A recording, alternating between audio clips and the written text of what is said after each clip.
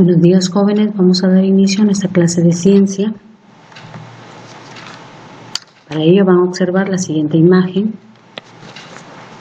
En el primer lado podrán ver una sola célula que se va a dividir en dos, mientras que en el otro lado existen dos células que van a ir dividiéndose en otras dos células.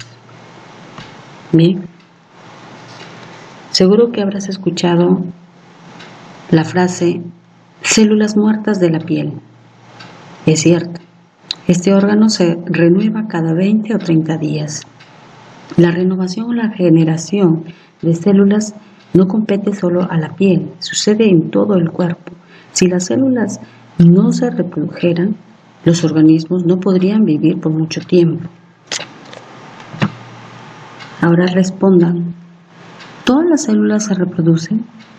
¿Será importante que se realice este proceso? ¿Qué tipo de reproducción conocen? ¿Qué implica una reproducción asexual en la célula? ¿Crees que la reproducción celular solo se dé en las células pluricelulares? Muy bien, el tema de hoy se denomina reproducción celular y tiene como propósito fundamentar el conocimiento científico relacionado a la reproducción celular, identificando los ciclos biológicos. Afortunadamente las células se reproducen, reponen las células muertas y generan nuevas que permiten el crecimiento, desarrollo y reproducción de organismos u órganos. Durante este proceso existe una regla muy importante. Una célula solo puede surgir de otra, es decir, la única forma posible de producirlas ocurre a través de la división de las ya existentes. Por ello, todos los seres vivos somos productos de ciclos repetitivos de esta reproducción celular que se remonta desde comienzos de la vida hace muchos años. Pero ¿cómo sucede este proceso? La reproducción celular tiene por finalidad el de incrementar el número de células de un organismo, ya sea unicelular o también pluricelular. Ahora, el tipo de reproducción procariota, eucariota, unicelulares presenta, como lo están observando, una reproducción asexual o también conocida como reproducción vegetativa. Esta reproducción, aquí en esta reproducción, las células del individuo generado tienen la misma dotación cromosómica e idéntico genoma que su progenitor. En los organismos procariotas, la división más común es la bipartición, o sea, bi2. En los eucariotas, la división celular es por mitosis. Aquí deben recordar que se producen 4 fases. ¿Ya? Profase, metafase, telofase, anafase. Bien. Ahora,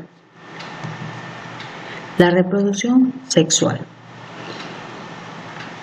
Aquí los descendientes son genéticamente muy diferentes a los progenitores. La diferencia genética de los nuevos individuos se debe a que se han formado a partir de unas células haploides, es decir, aquellas que contienen un núcleo, es decir, que contienen en sus núcleos solo un miembro del par homólogo de cromosomas y es representado por la letra N. Por ejemplo, las células reproductoras, como los gametos, pueden ser los espermatozoides y los óvulos, en los mamíferos son haploides. Estos se han originado mediante meiosis, proceso que en cada célula aquí se deben unir dos gametos de diferente sexo para dar lugar a un cigoto. Pero no ocurre así en el caso de las meioesporas. Los gametos existen tanto en las plantas como en los animales, pero en las meioesporas solo en los hongos y en las plantas. Según el momento en que se produce la meiosis, se diferencian en 3 ciclos. Esos ciclos se denominan ciclos biológicos. Estos son ciclo haploide, representada con la letra N, un solo tipo de cromosoma. El ciclo diploide indica 2N y el ciclo diclohaploide. En el primer ciclo es propio de los seres cuyos individuos adultos son siempre haploides, un solo juego de cromosomas. Solo el cigoto es diploide. O sea, el cigoto que ya tiene dos juegos de cromosoma, uno del papá y el otro de la mamá. Y por meiosis da lugar a la célula haploide, de las que se forman adultos haploides. Estos generan gametos haploides mediante la mitosis. En cambio, en el ciclo diploide, los individuos adultos son diploides, como se muestran en la parte de abajo de la imagen. La meiosis se produce durante la gametogenosis, formándose gametos haploides que tras la fecundación formarán un cigoto diploide que dará lugar al adulto por sucesivas divisiones mitóticas. Se produce en casi todos los animales y en ciertos protozoos, algas y hongos. El ciclo diplohaploide es un ciclo más complejo, es propio de las especies que presentan alternancia de generaciones, es decir, individuos adultos diploides de los que surgen otros individuos haploides y viceversa. En las reproducciones de las células procariotas tenemos la reproducción de las bacterianas, de las bacterias, la reproducción asexual. En este tipo de reproducción por bipartición, las bacterias se producen asexualmente por medio de una división binaria transversal. Ahora, en la reproducción parasexual tenemos tres tipos: la conjugación, transducción y la transformación. El primer tipo de reproducción, aquí la bacteria donadora transmite una pequeña molécula de ADN a través de estructuras denominadas pelos a otra bacteria receptora. Según el tipo de bacteria, el ADN puede integrarse en el genoma de la célula o bien permanecer en el citoplasma en forma de episoma. En la traducción, el agente transmisor, generalmente un virus, transporta fragmentos de ADN en la última bacteria parasitada. Y finalmente, en la transformación, ya aquí es un proceso por el cual la bacteria ya es capaz de introducir en su interior fragmentos de ADN que están libres en el medio, procedentes de la lisis de otras bacterias.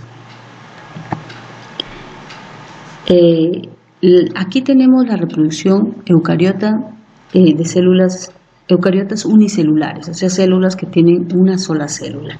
Tenemos la bipartición, que indica dos, gemación, división múltiple.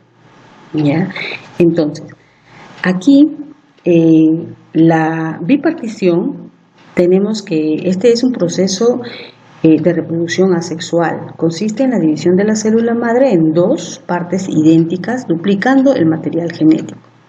También encontramos la esporulación, se efectúa en los esporosos, lo que permite que estos porosos parasitar a numerosas células. También encontramos las algas unicelulares pertenecientes al reino protista. Según los grupos de algas pueden reproducirse sexual o asexualmente. Si es asexual, lo hacen mediante bipartición o esporas, y si es sexual, mediante el ciclo haploide. Finalmente tenemos los hongos unicelulares. Aquí encontramos las levaduras. Su reproducción asexual es por gemación. La célula madre genera una yema, como observan ahí, se separa por constricción, o sea, por encogimiento o estrechamiento, y que adquiere después un crecimiento rápido el tamaño y el aspecto de la célula madre. En cuanto a las ciertas condiciones, las levaduras pueden en reproducirse formando esporas. Y hemos terminado nuestro tema de hoy. Recuerden resolver sus actividades. Gracias.